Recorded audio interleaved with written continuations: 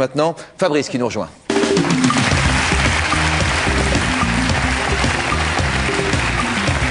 Bonjour Fabrice, surpris. Oui, vous avez dû demander l'autorisation à un juge pour pouvoir venir nous rendre visite ce soir, de quitter le département puisque vous êtes sous contrôle judiciaire. En effet, oui. Et le juge a dit oui? Oui. D'accord, bah, tant mieux. Il y a 4 ans, votre compagne vous quitte pour raconter un peu votre histoire. Fabrice, elle obtient le droit de garde et vous un droit de visite classique. C'est-à-dire un week-end sur 2, la moitié des vacances? Non, même pas la moitié des vacances dans un premier temps. La moitié des vacances. Finalement, les visites sont moins fréquentes, moins... En effet, premier Noël déjà, elle ne me présente pas l'un de mes 3 enfants, Étienne en l'occurrence. Donc elle m'en présente que 2 sur 3. Celui qui me réclamait le plus était sanctionné et privé de vacances avec son père. Celui qui avait quel âge à l'époque? Il avait 3 ans, mon Étienne. Au bout d'1 an, vous craquez. Vous prenez alors une décision carrément radicale. Vous êtes un homme sensé, vous avez la tête sur les épaules. Pourquoi vous avez pris cette décision? D'abord, quelle décision? La décision de partir à l'étranger avec eux, étant donné que en justice, je n'arrivais pas à faire valoir mes droits, surtout que les non-présentations, en fait, ne servent... les plaintes pour non-présentation ne servent à rien. On porte plainte, on fait la queue en tant que papa à chaque fin de vacances ou début de vacances. On fait la queue dans tous les commissariats de France pour porter plainte pour non-présentation. Pardon. Ça ne sert à rien. Donc vous avez décidé de partir, c'est-à-dire d'enlever vos enfants? Voyant la détresse de mes 3 enfants, que je n'arrivais même pas à avoir au téléphone, c'est-à-dire que tout était vraiment fait par mon ex-belle-famille pour couper les liens entre moi et mes enfants. Ils ont voulu me divorcer avec mes enfants. Ils y arrivaient parfaitement bien, et d'ailleurs ils ont réussi in fine. Donc j'ai acheté des faux passeports et je suis parti à l'étranger avec eux. Où ça, vous êtes parti? Dans un premier temps, on a décollé de Zurich, on est passé par Dubaï. Et on a atterri à Perth, en Australie. Ils avaient quel âge à ce moment-là, vos enfants? Mes garçons avaient 3 ans, Étienne et Augustin avaient 3 ans et Julie avait 6 ans. Qu'est-ce qu'ils ont compris de ce qui leur arrivait?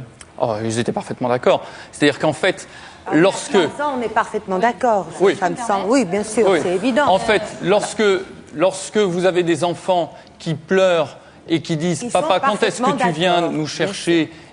qui pleurent au téléphone et que tout d'un coup le téléphone est coupé, lorsque vous avez vos enfants qui pleurent, qui ne veulent pas retourner chez leur mère en fin de vacances, c'est insupportable. Quand vous arrivez en Australie, je vous laisse raconter votre histoire d'abord et puis comme ça tout le monde pourra... Non, parce que franchement, elle est un rebondissement. Vous arrivez en Australie, qu'est-ce qui vous arrive ensuite? J'ai voulu légaliser ma situation, je suis allé au service de l'immigration. En expliquant quoi? C'était illusoire. Et en fait, j'ai été immédiatement arrêté. Ils se sont aperçus que mon passeport n'était pas valide. Mes enfants, hélas, ont été rendus à leur mère. Et ils sont repartis en Normandie, là où ils sont toujours retenus en otage par leurs grands-parents. Vous avez été placé en détention?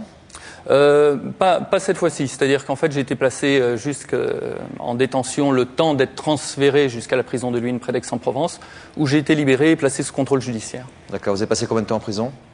Ces fois-ci, 15 jours en Australie, et puis 2 jours à Fleury-Mérogis et 2 jours à Luynes. D'accord. J'ai l'impression que c'est pas très important pour vous dans votre vie. Non, parce que en fait, la douleur d'être séparé de ses enfants et la douleur de voir ses enfants dépérir dans son ex-belle-famille fait qu'on soit dedans ou dehors. Vous n'en faites pas un peu trop sur dépérir? Non, je n'exagère rien. J'ai eu récemment, pas plus tard qu'hier, une photo la première photo que j'ai depuis des mois. Ils sont maigres à faire peur. Qui vous l'a envoyé? Leur mère, sur décision du dernier JAF, elle a l'obligation de me donner des nouvelles. Donc elle m'a envoyé une photo. Alors après cette première escapade avec eux, là, la justice prend des précautions importantes et vous n'avez plus le droit de voir vos enfants que sous surveillance et dans un point rencontre. Où je les ai vus 20 heures en l'espace d'1 an. Ça fait pas beaucoup, je vous l'accorde. Qu'est-ce que vous avez décidé de faire? Les points rencontres, ça n'est jamais que des mouroirs à relation père-enfant, où la justice se débarrasse des pères qui veulent s'accrocher un peu trop à leurs enfants, alors qu'on attend d'eux que ce soient des payeurs de pension alimentaire. Ok. C'est votre point de vue, évidemment, certains le trouveront très caricatural, vous pouvez le comprendre.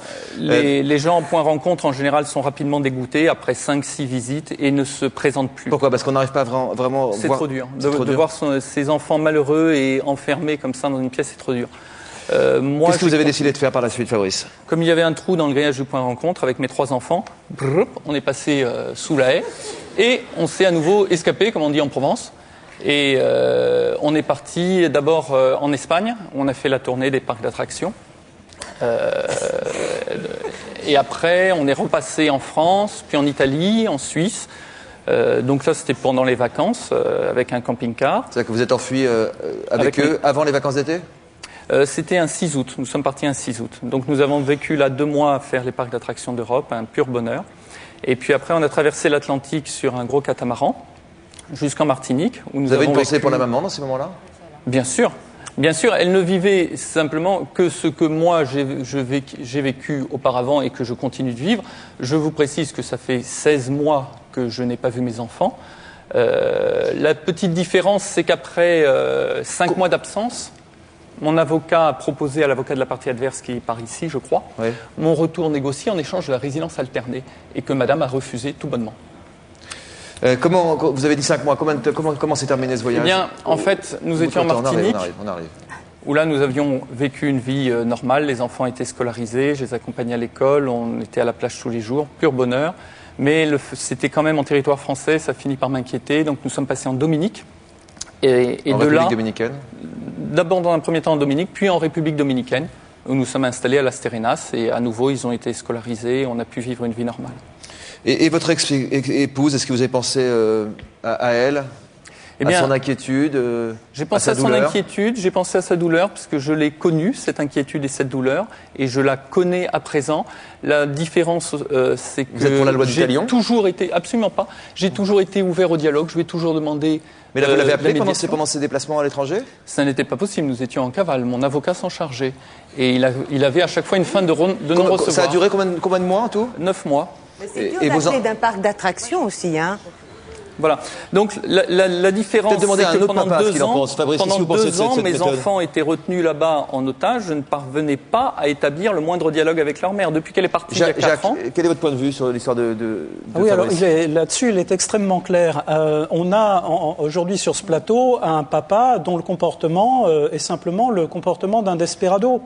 C'est le résultat d'un dysfonctionnement de la justice qui fait qu'en France, un père a, après divorce, 4 jours par mois, la moitié des vacances scolaires tous les 3 mois. En d'autres termes, il vaut mieux être papa canadien, italien, belge, où on est très proche. Vous pourriez faire ce qu'a fait ce papa?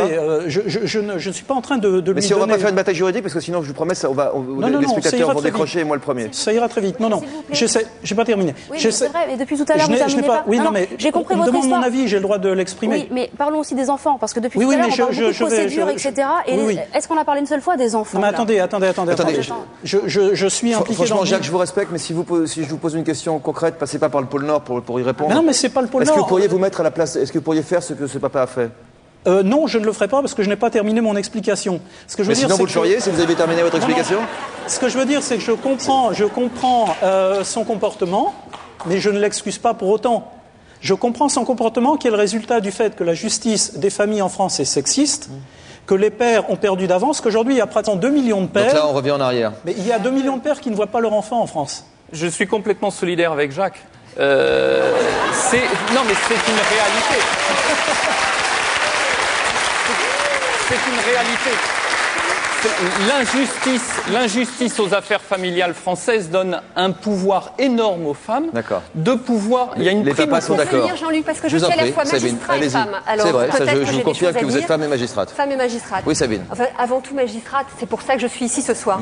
Mais ce que je voulais indiquer, alors c'est vrai qu'il y a des situations, la situation extrême d'un père qui ne peut pas voir ses enfants, c'est catastrophique. Mais là, c'est caricatural parce que vous venez de reprocher à votre femme de vous priver de vos enfants, mais alors vous prenez la décision de partir à l'étranger, de déraciner vos enfants et de les priver de leur mère. C'est la loi du talion. Bon, c'est la loi du talion. Et c'est vrai qu'il y a sans doute... peut-être en France des juges aux affaires familiales ou un système judiciaire qui a tendance à privilégier les femmes au moment de la séparation dans le choix de la résidence des enfants. Mais combien d'hommes, messieurs, combien d'hommes revendiquent ce droit au moment de la séparation? Jamais. C'est très rare. Alors, monsieur, prenez aussi vos responsabilités. C'est totalement. Je vais donner la parole à Madame Chauveau qui est avec nous dans l'Assemblée. Où est-ce que vous êtes, Madame Chauveau? Mais il y a aussi des hommes qui refusent d'assumer cette responsabilité. Vous êtes Madame Chauveau? Nos enfants n'ont pas à être... Bonsoir Madame Chauveau. D'accord, Madame Chauveau, c'est important d'avoir son point de vue, puisque vous êtes quand même l'avocate de l'ex-femme de Fabrice. Qui n'a pas voulu venir. Qui vient s'exprimer. Non, c'est pas qu'elle n'a pas pu venir, c'est qu'elle a tellement peur de Monsieur Deveau qu'elle veut pas venir. C'est autre chose. Peut-être remettre un peu les pendules à l'heure. Non, monsieur dit, elle n'a pas voulu venir. Non, elle n'a pas voulu. Non, elle ne peut pas venir, je crois que c'est plus clair. Dans quel état d'esprit